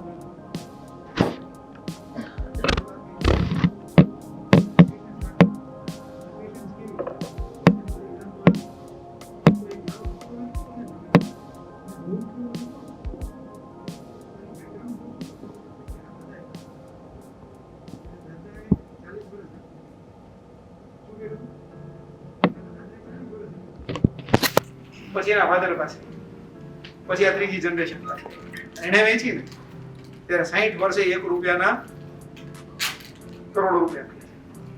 રાતોરાત કઈ થયું નથી. કોઈ ધંધો સારો ચાલે છે, ધંધામાંથી લોકો બહુ પૈસા કમાય. તો યાદ રાખવાનું કે ધંધો પહેલી જનરેશને ચાલુ કર્યો, બીજી જનરેશન ચાલતી હોય ત્યારે એ પૈસા, એ ધંધામાં એટલા પૈસા દેખાણા હોય. બરાબર, એને બી ધંધો ચાલુ કર્યો હોય 20 વર્ષ પહેલા, 15 વર્ષ પહેલા, 25 વર્ષ પહેલા, ત્યારે કે રાતોરાત પૈસા ન બનવા માંડ્યા. સાચું ખોટું? તો આપણે બી મ્યુચ્યુઅલ ફંડનું રોકાણ કરશું તો કઈ એવું નથી કે રાતોરાત એમાં પૈસા બની જશે. એમાં પણ ટાઈમ લાગશે. આ વ્યક્તિને આપણે બધા ઓળખીએ છીએ, બોલ્ટ, યુઝન બોલ્ટ, એવું કહેવાય કે ભાઈ પૃથ્વી પરનો લગભગ સૌથી ઝડપથી ભાગવાવાળો વ્યક્તિ છે. એને 9 ગોલ્ડ મેડલ જીત્યા છે 3 ઓલિમ્પિકમાં અને 2 મિનિટથી ઓછું દોડ્યો ટ્રેક તો ઓલિમ્પિકમાં, બરાબર. અને ટોટલ 115 સેકન્ડ દોડ્યો ભાઈ 3 ઓલિમ્પિકમાં અને $119 મિલિયન. કેટલા? ખાલી દોડીને પણ માણસ 120 સેકન્ડમાં $120 મિલિયન બનાવી દે. હું આ બે લાઈન બોલ્યા ને ત્યાં સુધી આપણને એમ લાગે કે 2 મિનિટ દોડવાના $120 મિલિયન. 2 મિનિટ જે પ્રમાણે દોડ્યો એના પાછળ એને 20 વર્ષથી દોડતો હોય. 20 વર્ષથી એ પ્રેક્ટિસ કરતા હોય ભાઈ, બરાબર, અને સક્સેસ મેળવ્યું હોય પછી આવે. એટલે એવું નથી કે ખાલી મ્યુચ્યુઅલ ફંડમાં છે, કોઈ બી જગ્યાએ સક્સેસ મળી જશે, પૈસા બી ના હશે તો એને ટાઈમ એક આપ્યો છે. કદાચ એવું બને કે એને નો આપ્યો તો આગળની પેઢીએ પૂરે ટાઈમ આપેલો હોય. આ રોમનું પિક્ચર છે, one of the very famous place, અને એવું કહેવાય છે કે Rome was not built in a day. દરરોજે ભાવ ચેક કરવાથી કંઈ થવાનું નથી. દરરોજ આપણે ઓલું જોઈએ ને કે આ ચેતનભાઈને ત્યાંથી મોબાઈલે પડી અને મોબાઈલમાં દરરોજ આપણે કેટલા પૈસા વધ્યા ગઈતા એ જોયા કરીએ કે દરરોજ જોવાથી વધઘટ કંઈ દરરોજ પૈસા વધવાના નથી. એટલે ડેઈલી કંઈ જોવાનો સેન્સ જ નથી બનવાનો, બરાબર. ડેઈલી જોવાથી થવાનું નથી. Equities create wealth, but investors don't. એટલે બજારમાં પૈસા તો બને છે, મ્યુચ્યુઅલ ફંડ રિટર્ન્સ તો આપે છે, પણ દરેક વ્યક્તિએ રિટર્ન સરખી રીતે કમાઈ શકતા નથી, કારણ કે પેશન્સ બધા પાસે સરખી હોતી નથી. આજે એક નવો ધંધો ચાલુ કરવા જેવો છે. મ્યુચ્યુઅલનું રોકાણ કરો ને, એક નવો બિઝનેસ ચાલુ કરવા જેવો છે. કેમ? તમે મ્યુચ્યુઅલ ફંડ જ્યારે ખરીદો ત્યારે તમે જોવો તો કે મ્યુચ્યુઅલ ફંડ તમે 10,000 રૂપિયા મહિને આપ્યા એટલે તમને યુનિટ આપે. યુનિટ આપે તો યુનિટની પાછળ શું છે? એ 10,000 રૂપિયા ક્યાં ઇન્વેસ્ટ થાય છે? એ ભારતના સારામાં સારા 40-50 બિઝનેસમાં કેમ? ભારત આખાના સારામાં સારો બિઝનેસ કરતા 40-50 બિઝનેસમાં રોકાણ થાય છે. કોઈ કેમિકલ કંપનીમાં, કોઈ ઓટોમોબાઈલ કંપનીમાં, કોઈ ફાર્મા કંપનીમાં, કોઈ પેન્ટ કંપનીમાં, કોઈ બેંકમાં, કોઈ ઇન્સ્યોરન્સ કંપનીમાં, કોઈ ફાઇનાન્સ કંપનીમાં, બરાબર. ક્યાંક ને ક્યાંક આવા સારા બિઝનેસમાં પૈસા રોકાય અને ક્યાંક બિઝનેસ ચાલતો હોય બિઝનેસમાં કંઈ રાતોરાત તો વેલ્થ બનવાની નથી. આપણને ખબર પડે કે ભાઈ મોરબી કે ભાઈ મોરબીમાં તો બહુ પૈસા છાપે છે, બરાબર. એક યુનિટમાં લોકો અધધા પૈસા બનાવે છે. એવું નથી કે આપણે કાલે રાતે જઈને ત્યાં એક મોરબીમાં યુનિટ નાખી દઈએ 5 કરોડ એટલે આપણે કાઢી દો. મેં કીધું એવું છે કે જેના આજે બનતા હોય ને એને 15 વર્ષ પહેલા ધંધો નાખ્યો ત્યારે આજે છાપતા હોય, બરાબર. Right or wrong? તો એક સમય આપવો જરૂરી છે, પેશન્સ બહુ જરૂર છે. It's like starting a business. આપણે ધંધો ચાલુ કરીએ એક પ્રકાર. ફોર એક્ઝામ્પલ આ તમારી જે એસઆઈપી ચાલે છે ને એની વાત કરું કે કોઈ વ્યક્તિ 1 લાખ રૂપિયા મહિને બચાવતો આ તમારું 10,000 હોય તમે 10 પકડજો, 20,000 હોય તો 20 પકડજો, એ બધું ભાગી નાખો. 1 લાખ રૂપિયાનું મહિને એસઆઈપી ચાલતું તો 10 વર્ષ ચાલે અને 12% વળતર આવે તો 1 કરોડ 20 લાખની સામે 2 કરોડ 24 લાખ રૂપિયા બને. આપણે એવું પકડીએ 10,000 ની એસઆઈપી હોય તો 12 લાખની સામે 22,40,000 રૂપિયા બને. હવે તમે આ યાદ રાખો કે આમાં કેટલો વધારો થાય છે. સમજો કે 5 વર્ષ વધારે આપે, 10 ની જગ્યાએ 15 વર્ષ, 5 વર્ષ વધારે તો ઇન્વેસ્ટમેન્ટ કેટલું કર્યું? 60 લાખ, 6 લાખ રૂપિયા. અહીંયા વેલ્યુ કેટલી રહી? ડબલ. અહીંયા 12 લાખમાં 6 લાખ એડ થયા, 1 કરોડ 20 લાખમાં 60 લાખ એડ થયા, એટલે 50% ઇન્વેસ્ટમેન્ટમાં એડ થયા. વેલ્યુમાં કેટલા એડ થયા? ડબલ કરતા થોડું વધારે. તમે ઓવર 5 વર્ષ, હવે ઇન્વેસ્ટમેન્ટ 10 વર્ષમાં ડબલ થયું, 20 નું 240, અને વેલ્યુ કેટલી થઈ? 2 કરોડ. બરાબર. હવે ઓર 5 વર્ષ આપો 10 લાખના 17 3 કરોડના 17 અહીંયા વેલ્યુ 60 લાખ રૂપિયા ઇન્વેસ્ટમેન્ટ હોય તો સામે ઇન્વેસ્ટમેન્ટમાં વેલ્યુ 9 કરોડ. જેટલો સમય આપશો એટલું વધારે ફાયદો છે. કેટલો વધારે ફાયદો છે. This is why because of compound. This is because of compound. અને એક સારો નિર્ણય તમારું જીવન કેટલું બદલી શકે અને રિસ્ક શું છે, રિટર્ન શું છે એ સમજવા માટે હવે આપણે એક ગેમ રમીશું. બરાબર ને? હવે આપણે એક ગેમ રમીશું. ગેમ બહુ સિમ્પલ છે. એક ગણિતનો નિયમ છે રૂલ ઓફ 72. કોઈને ધ્યાનમાં છે રૂલ ઓફ 72 શું છે? રૂલ ઓફ 72 એવું કહે કે 72 વડે તમારા વ્યાજના દરને ભાગી નાખો. તમારી મૂડી કેટલા વર્ષે ડબલ થાય ખબર? એક જમાનામાં 14% એફડી ચાલતી ને 5 વર્ષે પૈસા ડબલ થઈ જાય. હવે 7% એફડી છે તો કેટલા વર્ષે ડબલ થશે? 11 વર્ષ. 10 વર્ષ પછી એક જ ઇન્વેસ્ટમેન્ટનું ડિસિઝન લેવું છે આપણે લાઈફમાં. બરાબર? એક જ ઇન્વેસ્ટમેન્ટનું ડિસિઝન, સારું ડિસિઝન, ખરાબ ડિસિઝન તમારા જીવનમાં કેવડો મોટો પરિવર્તન લાવી શકે એની હવે વાત છે. એક ગ્રુપને આપણે સેફ ગ્રુપ માનવાનું છે, એક ગ્રુપને થોડું આપણે રિસ્ક લેવું ગ્રુપ માનવાનું છે. ને ઘણા લોકો 25 વર્ષની આજુબાજુના છે. આપણે કોણ 25 વર્ષની આજુબાજુ ઘણા હવે 25 વર્ષે એક ડિસિઝન લેવાનું છે કે એક જ વખત 1 લાખ રૂપિયા રોકાણ કરવું છે અને રિટાયરમેન્ટ સુધી રાખવું છે. એક જ વર્ષ એક વખત 1 લાખ રૂપિયાનું રોકાણ અને રિટાયરમેન્ટ સુધી રાખવું છે 25 વર્ષથી 60 વર્ષ. બરાબર? તમારી પાસે બે પ્રોડક્ટ છે ઇન્વેસ્ટમેન્ટ કરવા માટે, એક એફડી, એક મ્યુચ્યુઅલ. એફડી માં આપણે એવું માનીએ કે 8% રિટર્ન મળે છે. બરાબર? તો 8% રિટર્ન મળે તો કેટલા વર્ષે ડબલ થાય? રૂલ ઓફ 72 પ્રમાણે દર 9 વર્ષ.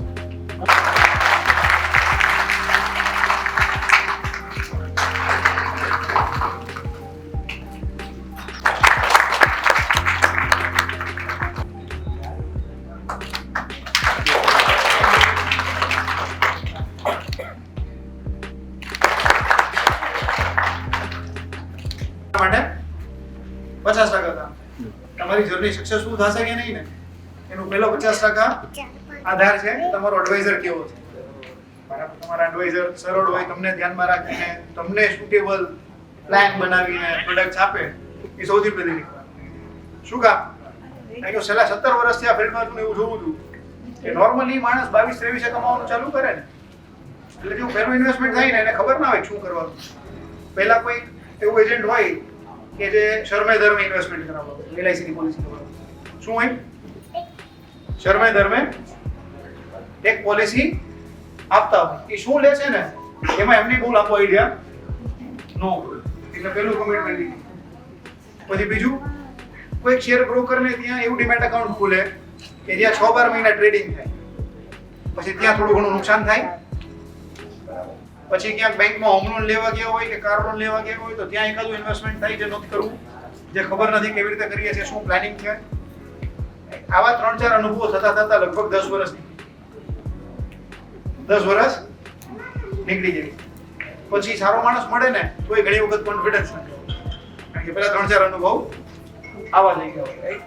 So first 50% job is done.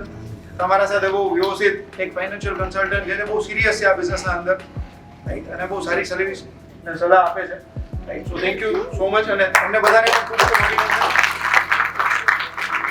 તમારા કંઈ સવાલ જવાબ હોય તો ફીલ ફ્રી ટુ ટોક. 8 વાગ્યા છે. We have steel 10 minutes. કંઈ બી સવાલ હોય તમારે કંઈ બોલો.